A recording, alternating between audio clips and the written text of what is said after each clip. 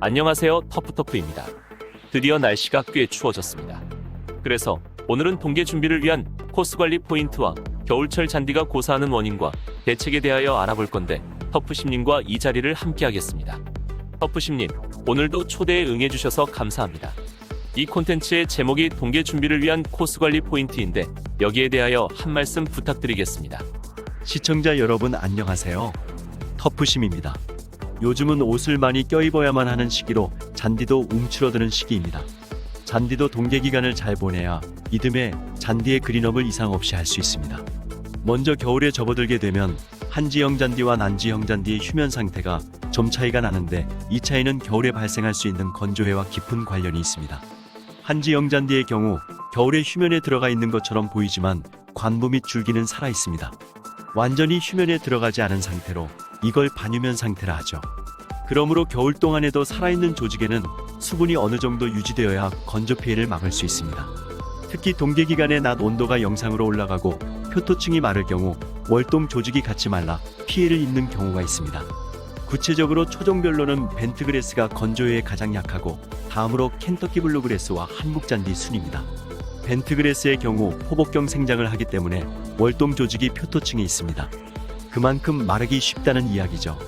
켄터키 블루그래스는 지하경으로 생장하기 때문에 월동 조직이 대부분 표토층이 아닌 지하에 있어 벤트그래스보다는 상황이 좀 더 나은 것이죠.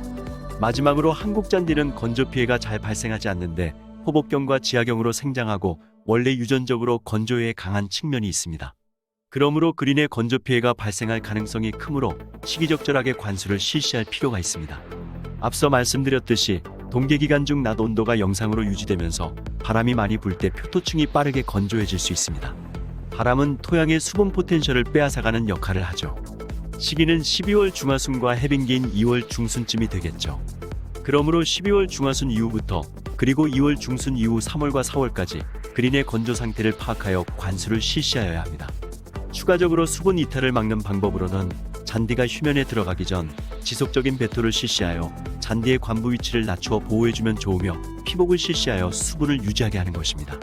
일반적으로 휴면이라 하면 식물의 기능이 활발하지 않거나 발육이 정지되는 일로 생각하고 있었는데 한지형 잔디의 경우는 반휴면 상태고 이 상황에서는 건조 피해가 발생할 수 있다는 이야기군요. 저도 가끔 잔디에 관수를 해주어야 할 것 같습니다. 그리고 건조 피해 말고도 한국 잔디가 겨울 동안에 얼어 죽어 봄철 그린업이 안 되는 것을 자주 보곤 하는데요. 이 이유는 무엇 때문입니까? 네, 맞습니다. 겨울철 잔디가 고사하는 이유 중 하나인 동해 피해입니다.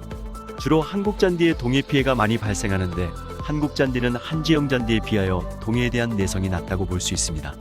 한국 잔디의 동해 치사 온도는 영하 12도에서 20도 정도로 이 온도가 일주일 이상 지속할 때 발생합니다. 이에 비하여 한지형 잔디인 벤트그래스는 영하 25도에서 32도로 동해에 강한 초종이라 할 수 있고 한국 잔디와는 영하로 10도 이상 차이가 나죠.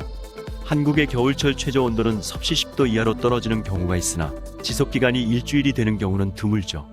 그런데도 동해 피해가 발생하는 원인은 과습이라 할 수 있습니다. 골프장 내에 과습한 부분이 있다면 그 지역은 겨울 동안에 토양이 결빙이 됩니다. 결빙된 상태가 오래 지속되면 한국 잔디는 물론 켄터키 블루그래스에도 피해가 발생할 수 있습니다. 또 제설 작업을 하여 눈을 오랫동안 쌓아놓을 때 동해 피해가 발생할 수 있습니다. 그리고 복사면, 즉 그늘이 진 곳은 해마다 발생하는 예도 있습니다. 또 관부의 수화 레벨이 증가된 상태이면 피해가 발생합니다. 대책은 눈이 녹은 물이 고이지 않게 배수성을 개선하고 휴면 전에 가리시비와 배토를 하여 동해에 대한 내성을 증가시킵니다. 그리고 과다한 대취 축적은 동해 발생을 조장하므로 갱신을 하여 대취를 제거해주는 것이 좋습니다.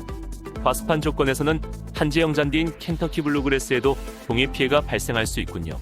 그리고 겨울에는 당연히 눈이 오게 마련입니다. 플레이어들이 경기하려면 눈을 치워야 하는데 이 제설 작업을 잘못할 때 잔디에 어떠한 피해가 생기는지 설명 부탁드리겠습니다. 겨울철 잔디가 얼어있는 상태에서는 물리적 손상이 이루어지기 쉽습니다. 특히 잔디의 생장점인 관부가 손상이 되면 잔디가 죽어 그린업이 되지 않죠. 그러므로 매트나 넛가래를 이용하여 눈을 치울 때는 아주 조심스럽게 작업을 해야 합니다. 페어웨이의 경우 특히 제설 작업이 집중적으로 이루어지는 IP 지점에서 주로 발생하는 경향이 있으므로 이 또한 작업 시 조심스러워야 하죠. 또 이 이외에도 서리 피해가 있습니다. 잔디잎이 얼어있는 상태에서 밟았을 때 발생하므로 2에서 3분 정도 관수를 하여 언잔디 잎을 녹이거나 서리가 내리기 전 피복제를 덮어 잔디잎이 얼지 않도록 해야 합니다. 서리 방지제를 사용하는 것도 피해를 예방하는 방법 중 하나입니다. 또 동계 영업으로 인한 집중다바 피해가 나타나는데 주로 플레이어의 동선이나 진출입이 한정된 곳, 내장객 수에 비해 티잉그라운드나 그린의 면적이 작은 경우, 그리고 카트도로보다 높게 조성된 티잉그라운드에 다바 피해가 발생합니다.